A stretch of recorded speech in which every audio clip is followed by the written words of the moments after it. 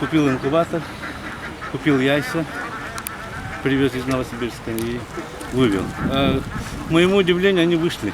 Через 28 дней утки вышли и гуси. Сейчас я друзьям раздал, 15 штук другу подарил, себе оставил 22 утки, на лето. У меня там дача на берегу озера. И в этом году, и гусей 10 штук держу. Утки они такие, во-первых,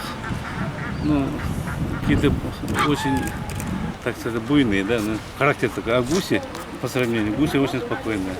Поэтому я вот на себе нарабатываю, и в следующем году своим друзьям из деревни хочу вывести и предложить, чтобы они не сидели сложа руки, а чем-то полезным занимались. У нас озер много же. Да, а гуси, оказывается, до минус 40 выдерживают. Я это не знал. До минус 40 градусов их можно в сарае держать. Мне обратились друзья, я вот решил подарить им 5 уточек, чтобы жители города посмотрели, узнали, что такое животный мир рядом. Да? Вот у нас же дети, вот все городские, они чем отличаются деревенские? Тем, что городской ребенок ничего практически живность не знает, как с ним обращаться, как их кормить. Поэтому я полностью поддерживаю идею создания городских таких водоемов, парки. У нас задумка давно была, запустить в это озеро Шкотса уток, гусей, потому что у нас редакция рядом, и эта мечта у нас детям Азии, мы запустили первую партию уток.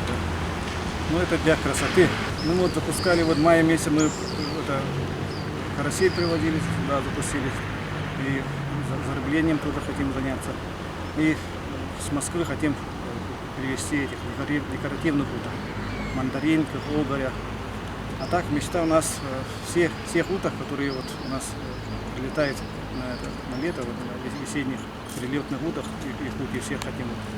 Тут как познавательные делать. Да? Зимой мы сейчас договариваемся с зоопарком, договорились, и частными крестьянскими хозяйствами договора ведем, будем содержать.